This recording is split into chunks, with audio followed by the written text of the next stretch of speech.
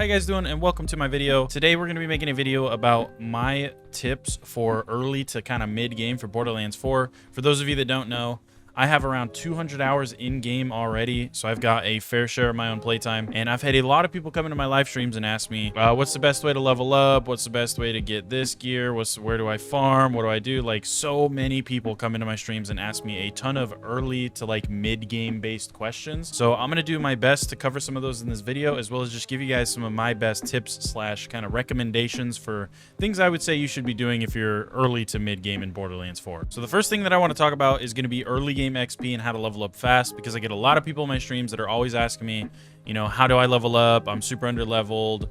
My enemies are way over leveled. They're like, they got the little triangle with the exclamation mark in it and all this stuff. So the main thing that I'm going to tell you for that is that there is no crazy good way to level up early game. Unfortunately, your best options are going to be mostly side quests, right? Your main source of early game XP is going to be from both main missions as well as side quests, and you do get a little bit from doing things like discovering areas and unlocking silos and safe houses, so I would recommend doing those too. But your main source of XP really is going to be doing that main quest. Once you hit a point with the main quest where you're significantly under leveled, go throughout the map and do some quests that have XP, preferably early game. Obviously, you can see I'm late game on this character. This has gold XP, but you can find tons of ones early game like this that have blue or purple XP, like very, very early in the game. Those are going to get you a lot of XP, because between completing those and getting the XP for the completion, as well as, you know, killing all the enemies and doing all the things you're going to be doing throughout the side quest itself, these are always a super, super good way of getting XP early game. The main reason you guys are under leveled, it's not necessarily a level issue as much as it is a completion issue. So unfortunately, Borderlands 4 runs off of a system where they try to slow you down. They don't want you to burn through the main story too fast. So if you have not done enough side quests and exploring and unlocking silos and collectibles and doing all these things, if you haven't done enough of these, the game is going to try to slow you down by making the content significantly harder if all you're doing is pushing the main story. So the easiest way to no longer be under leveled in the main story is simply by doing things like side quests. That's your best option. The more side quests you knock out in a region, the less likely you are to be under leveled during the main story's content. So for example, on my Rafa, my first character that I ever played, he never had a singular issue because the game was new. I was doing all kinds of exploring and unlocking and side questing and all this stuff. So by the time I made it to the end of the game, I was dang near max level, and I never one time experienced any kind of under leveling going through main story areas. So at the end of the day, that's all you really need to do. Just get your side quests going, get your collectibles, do all that kind of stuff, and that is going to get you not only levels, but allow you to not be so under leveled when going through the main story. So the next thing I want to kind of talk about is going to be early game kind of gear farming and where you should do that, or if you even should be doing that, because I get a lot of people coming into my streams also talking about, you know, I want a new legendary, I want some new gear, where do I go to farm new gear? My first answer to that is going to be, if you are under a certain level, if you're under probably level 25 to 30, even a little bit over that, honestly, you don't really need to be wasting your time farming for gear, because a lot of purples and hell, even like blues and greens are very, very viable that early in the game. So realistically, you don't need to be wasting your time farming. Just play the game, open chests, kill random enemies, do stuff. A lot of the loot you're going to find is going to be more than good enough, especially if you're lucky enough to get some world drops and stuff along the way. But if you're dead set on farming for specific items and you want really good early game gear, I'm always going to point people in this direction, and that is right down here at the very southern section of the map, right where you first spawn into the game, and that is farming Splash Zone. Now, I know a lot of you probably already know about Splash Zone, but I do want to kind of reiterate on this. Splash Zone is by far the best early game farm in Borderlands 4. The reason for this is there's actually a couple main reasons. Number one, it's so early accessible. You do not have to progress very far in Borderlands 4 whatsoever, and it's literally right down here in your starting area. So if you have either this safe house here, which you literally have to get for the main story, or if you had ran north a little bit and unlocked this silo, which I'm going to fast travel to right now. So this silo is actually the better option to get to him out of the two, because you can simply, you know, jump out here, hit this kind of balloon thing, whatever you want to call it, and then look to your south, and you should be able to fly straight towards his little area. So super, super fast way to get over there. The reason Splash Zone is so good early game is because his thing is literally right here. So all you're going to do, respawn him, right? You're going to come over here, kill him real quick in his little arena, which you can see I've already killed him a couple times in here. turn around, jump over this gap, come back over here, and respawn him, and rinse and repeat. That's all you have to do. That's the whole farm, right? And I know early game, You guys aren't going to have like crazy good builds or anything to maybe kill him as fast as what I'm doing, but he doesn't have the most amount of health. He's a very weak boss, all things considered. Even with lower level stuff and not really any skills or anything, he's not too bad to kill. But as you can see, he drops a lot of loot. So, of course, I am on UVH 5, but still, even normal mode, he drops a lot of loot. He drops a lot of purples, a lot of everything. So he's a really, really good source of loot early game, as well as his 3 dedicated drops are super good.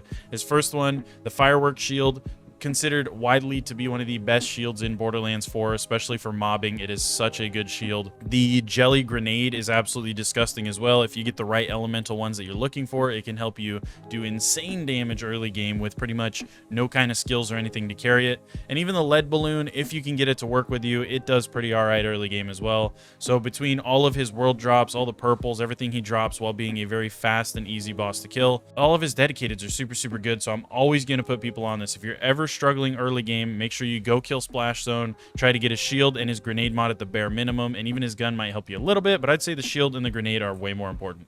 Now for other decent early game options, if maybe you're not one to like to farm Splash Zone, you could go do Horus. He's also got a couple good drops, including a dual element, I think it's a Vladoff AR, correct me if I'm wrong, not totally sure. I personally don't really farm this thing that much. Probably here soon on my Harlow, but haven't yet, really. Horus is a pretty good early game farm as well. He's got a couple good drops, and he's relatively easy to kill as well. So he is another decent option if you don't want to do Splash Zone. And you also do get a red chest with Horus, which you do get one with Splash Zone, but it's significantly further away and almost not worth the time it takes to run way over to it. But with Horus, it's literally right next to where you have to go to reset the boss fight to begin with. So you also get a free red chest to loot with him, which is kind of a bonus.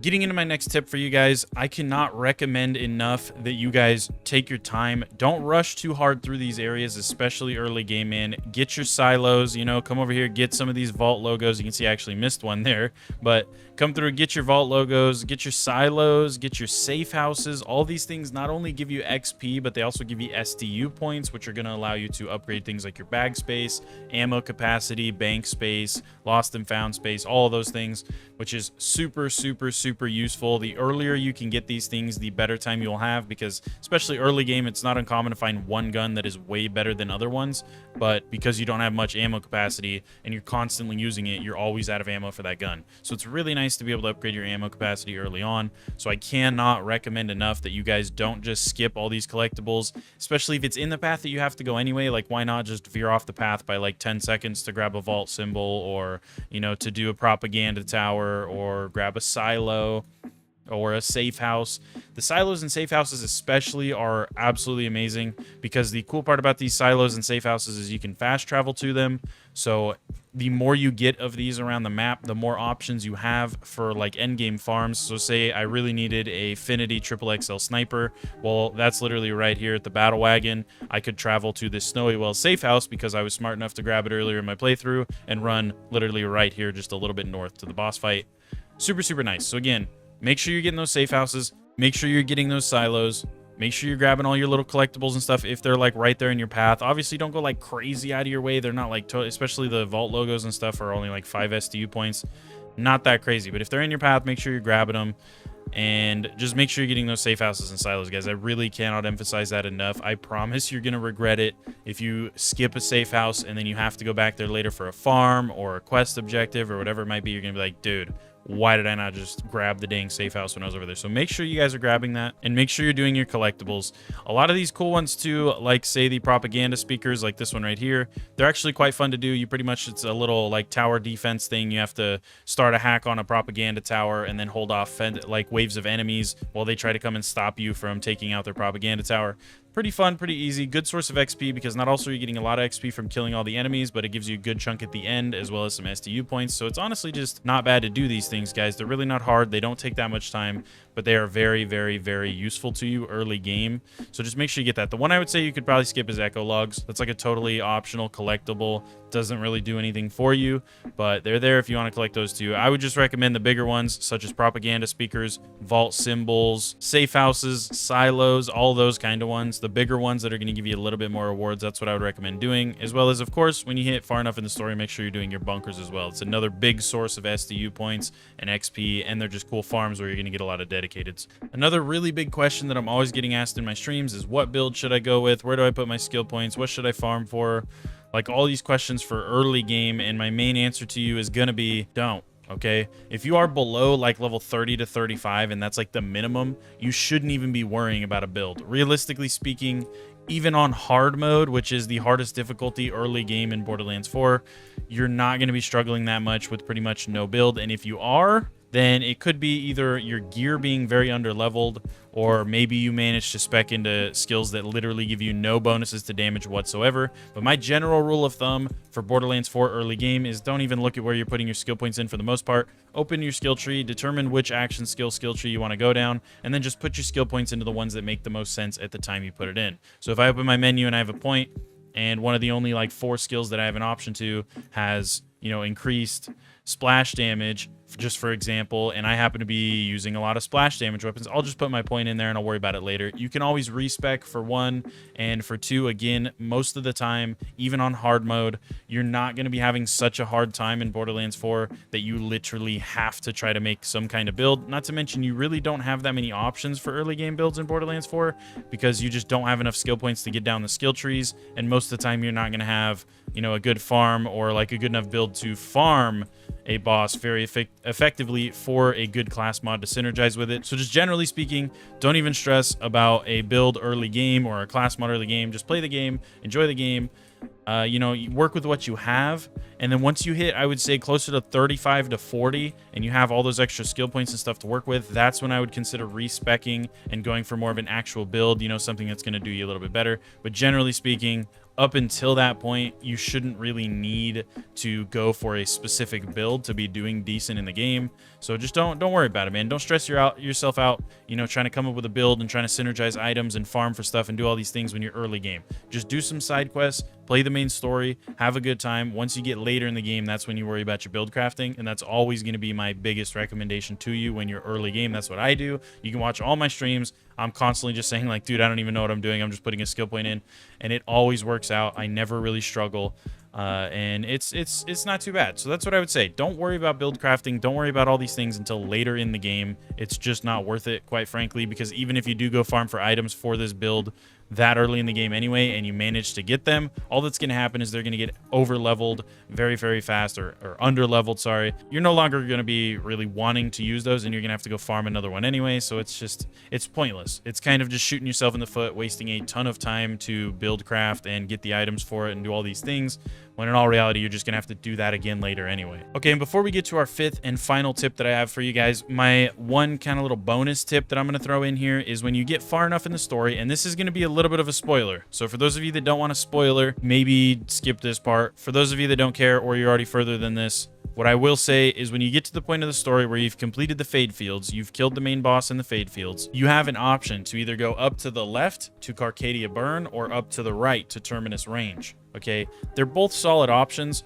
but I would highly, highly, highly recommend that you go to the right to Terminus Range first. And my main reason for that is because of these right here. So if you scroll into your map, you might see some of these, which are abandoned auger mines. You unlock these through progressing through the part of the story that takes you through the Terminus Range. So if you do Carcadia Burn first, there's nothing necessarily wrong with that, but it's going to be that much longer before you have access to those auger mines, because now you're going to have to clear the entirety of Carcadia Burn and then go do a bunch of stuff in Terminus Range before you're going to unlock your abandoned auger mines. And those abandoned auger mines can have some pretty good dedicated drops with some pretty fun bosses. So I would highly recommend going Terminus Range first, just for like max effectiveness, I guess you'd call it. But that's my little kind of bonus tip. I would highly recommend going Terminus Range first in your guys' playthroughs, because again, you're going to unlock those auger mines that much sooner. So if you do need a certain item from one of those bosses, or you just want one, or you just want to check it out, or you want the XP or the SDU points, whatever it might be, you can unlock that whole section of the game way faster if you go into Terminus Range first. So that is, again, my little bonus tip. My very last tip for you guys is going to be pretty simple, and that is going to be, do not be scared to try new things. And what I mean by that is, don't be scared to try new guns, to try new gear, to try new all kinds of things. At the end of the day, you're going to have a lot of fun playing Borderlands 4 almost no matter what you're using, but don't get stuck using the same things. Don't find one gun you like and be too scared to swap off of it because you feel like it's going to matter or affect your damage or whatever it might be. Always try new stuff, man. You might be pleasantly surprised, and you might find something even better. Okay. And along with this, don't be scared to try new things. A huge thing that I'm also going to say with you is do not be scared to die in Borderlands 4. Okay. I've had too many people come into my chat and tell me, oh, I'm just so scared to die. I don't want to lose anything, yada, yada, yada. Dude, for you new players that don't understand, you literally don't lose anything in Borderlands 4 when you die, except for some money, dude. Except for a little bit of money. And those of you that are already end game know exactly what I'm talking about when I say money is absolutely worthless in this game. You do not use money for pretty much anything. It is not a very valuable currency to have. You will get tons of it when you hit end game anyway, so there's literally no reason to be scared to lose it. I mean, throughout my whole playthrough, the only thing you really end up using money on is like respawning a boss at a Moxie Encore machine, but even then it's not that expensive, and generally speaking, you're going to get more money in return from killing that boss than it cost you to spawn it in the first place. So you're going to get to a point in end game where you have literal hundreds of millions of dollars and it's literally pointless. So don't be scared to die. Guys, don't be scared to die. Don't be scared to try new things. Don't be scared to change your build up and see if you like a different combination. And at the end of the day, a huge portion of Borderlands games in general are always going to be build crafting and synergies and finding out what works well with what and what's fun to use with other things. And if you're hung up constantly using the same items for your entire playthrough, you're never really going to find any of those, and you're not going to experience a large portion of what makes this game so fun. So again, don't be scared to die and lose anything, because you're not really going to. And don't be scared to try new stuff. You know what I mean? Just don't. I think that's probably about going to do it for the video, guys. If any of these tips helped you out whatsoever, you found any of this information useful, do let me know in the comments below. Also, let me know if I missed anything that you think would be very valuable to an early game player, especially maybe somebody new that doesn't know Borderlands that well. But overall, if you enjoyed yourself and you found any of this info useful, consider dropping a like and a subscription. It would mean the absolute world to me. And if you want to catch one of my live streams, I'm streaming pretty much every single day. The last day or two now is going to be a little bit out of whack because of a weird schedule change thing that I did with a 24-hour stream that I failed at miserably. We don't talk about that. But most of the time, I'm streaming pretty early morning, so you can catch me from like 5 a.m. Central Time up until around 10:30 in the morning, or maybe sometimes closer to like 1 to 2 p.m. depending on the day and how my schedule's working. So if you want to catch a stream, make sure you turn notifications on for my channel and keep a lookout for those. Again, thank you guys so much for watching, and I'll see you later.